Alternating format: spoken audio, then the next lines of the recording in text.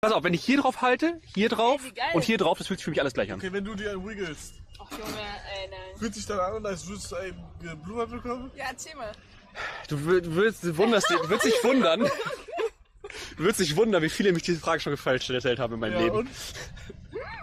Ich weiß nicht, wie es sich sonst anfühlt. Ich habe keine Referenz. Boah, stimmt. Ich kann es dir nicht sagen, weil ich nicht weiß, wie es sich... Ey, wieso? Also, Nein, aber ich weiß... Oh mein Gott. Ich weiß nicht, wie es sich anfühlt, wenn ich es mit einer normalen Hand machen würde, weißt du? Ja, okay, aber du hast ja bestimmt schon mal einen Blubber bekommen, I guess. von irgendwem im Leben. Weißt du? Von irgendwem. Aha. Ey, Mann, das ist gerade so weird, ne? Wirklich. Aber fühlt sich das genau gleich an wie das, wenn du es dir selber machst? Oder anders? Es hat noch nie jemand so sehr darauf verstanden, eine Antwort auf die Frage zu kriegen. Ist